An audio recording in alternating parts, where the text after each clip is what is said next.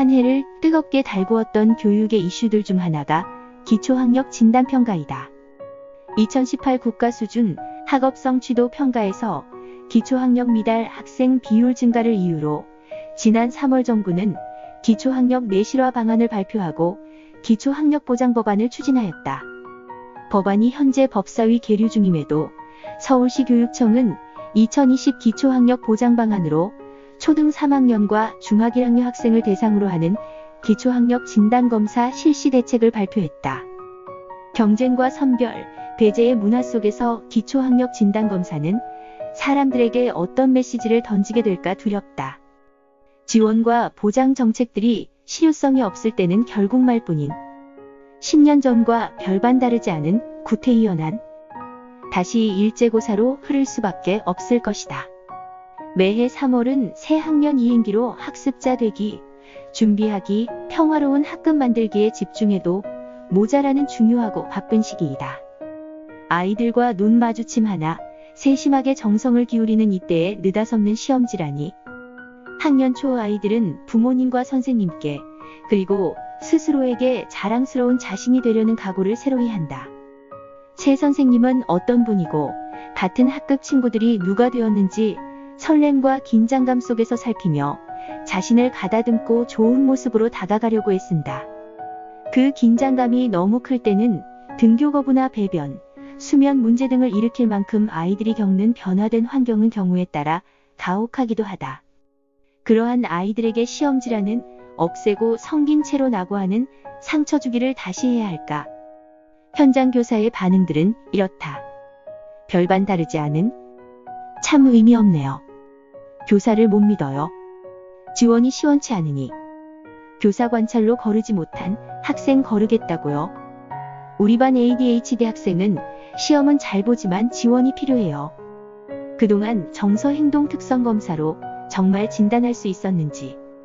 민원천국 대한민국에서 많은 학생들 맞춤형 지원을 실효성 있게 할 준비되어 있어요.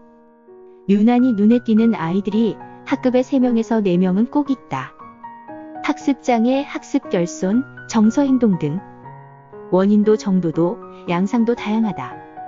태어나면서부터 유전적인 발달의 문제를 가지게 된 사례도 있지만 양육자의 불안정이나 정서적인 문제가 아이의 발달을 여러 가지로 저해한 사례, 발달 시기와 맞지 않은 지나친 강압적 조기 교육이 정서적으로나 학습에 주의 집중해 오히려 나쁘게 작용하는 사례, 양육자와의 상호작용 대신 게임이나 영상 매체의 지나친 노출로 촉발된 사례, 가정의 빈곤이나 양육자의 장애로 인해 문화적 경험 없이 방치된 사례 등 다양하게 존재한다.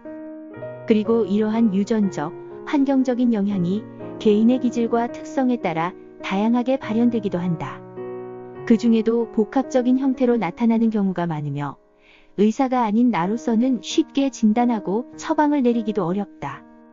병원에 가보기를 권유하기도 조심스럽고 상담이 성공해도 치료가 쉬운 건 아니어서 현장에서의 고충은 계속된다. 게다가 학부모 상담이 불편하게 이루어지기라도 하면 감정적인 민원에 시달리기도 일쑤다. 유아기에 겪었던 발달상의 문제나 가정환경, 양육자의 문제가 전이된 사례 등도 파악하기 어려울 뿐만 아니라 알게 되더라도 드러내어 해결하기 까다로운 경우도 많다. 그리고 다양한 원인으로 학습이나 정서의 문제를 안게 된 아이들과 또 다른 여러 아이들의 기질이 함께 어우러져 더불어 나타나는 작용들도 있다. 이러한 경우 교사인 내가 어디까지 할 수 있고 해야 하는지 무력감에 빠지기도 한다. 이러한 아이들을 똑같은 시험지로 진단을 하겠다고 한다. 학부모도 학생도 걱정이다. 라고 공포에 시달리는 현실에서는 더욱 그렇다. 교육 상품을 소비하면서 스스로도 노동 상품이 되어 스펙과 학력, 인맥으로 무장하는 현실에서 낙오의 결과로 얻어지는 분리와 고립은 사회적인 죽음과 같다. 아이들은 아싸, 아웃사이더가 되지 않기 위해 몸부림친다. 성인이 된 부모도 겪었고, 겪고 있으며 성공한 경우든 실패한 경우든 자신의 경험 속에서 아이의 기초학력 진단이라는 판별은 중요한 관문으로 비춰질 것이다. 특히 정서와 학습에 문제가 있는 경우는 공포라고 이야기해도 과언이 아니겠다. 이러한 현실 속에서 아이들에게 행해지는 진단평가의 결과를 학부모는 어떻게 받아들일까? 예방과 구제를 위해 사교육에 매달릴 것이 뻔하다. 그마저도 여의치 않은 사회적 배려계층의 아이들에게는 학령기 이전에 교육 불평등을 만회할 기회로, 성공과 성취의 욕망을 충족시킬 기회로서 작용하기 전에 일찍이 소외자, 낙오자가 되어 관계 속에서 열악한 위치에 놓이게 만들 것이 뻔하다. 이로 인한 분노는 전담임 교사와 학교 교육에 원망의 화살로 되돌아오며 교육 주체 간의 신뢰를 깨뜨릴 우려도 크다. 내가 만나는 아이들은 모습도 특징도 다양하다. 굳이 범주를 나누자면 나눌 수야 있겠지만 발달 정도와 발현 양상이 같을 수가 없다. 그것은 가르치는 사람들도 마찬가지다. 그것만이 아니다.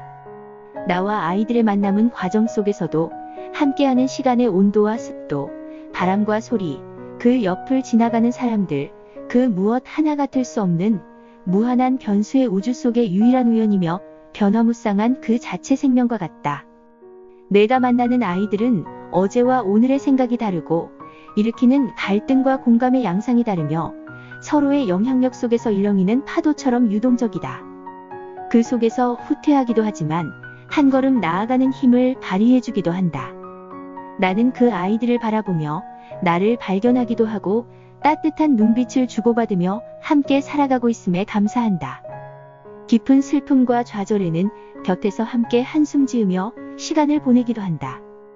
나에게 그것은 과학에서 말하는 관찰이며 측정이며 변인 통제이며 예상이며 뭐 그런 것들을 대신한다. 내겐 그것이 전문성이다. 우리는 서로 말하지 않고도 소통할 때도 있다. 딴 소리로 갈등이 해소되길 기다려보기도 한다. 마냥 게으름을 피우다 한껏 힘을 내어 함께 이루어 보기도 한다.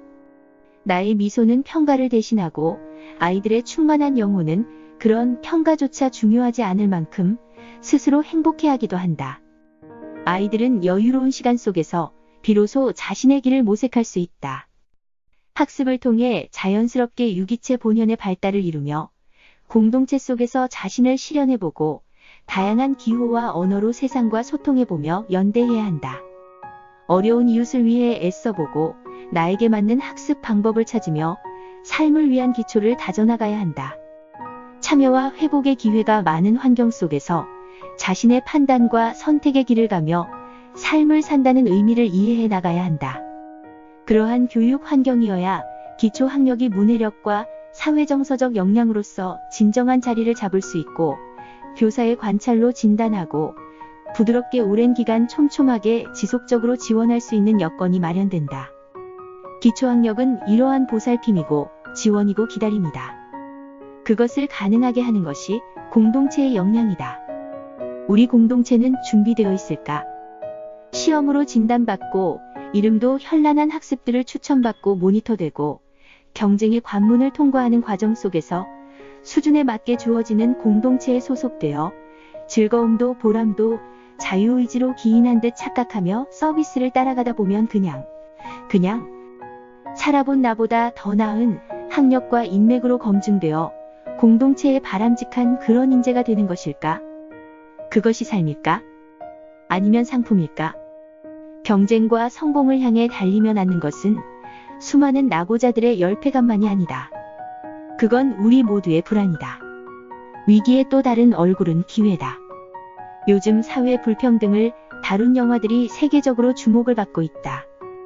보는데 불편하고 찜찜한 감정이 들더라도 사람들이 찾는 이유는 그만큼 우리 현실에서 직면하는 절실한 문제가 되었기 때문일 것이다. 조국 전 법무부 장관의 사퇴 전후 일어난 논쟁들도 분열과 갈등의 양상에서 근원적인 사회 불평등의 구조적 문제로 나아가야 한다. 부와 권력이 집중되는 사회적 지위를 차지하기 위한 경쟁에서의 공정성이 아니다. 소외와 낙오를 경험하는 아이들의 열패감이 나와 내 이웃에 무관하지 않으며 모두가 함께 안녕하고 공존하는 건강한 사회에 대한 것은 요구를 말하는 것이다.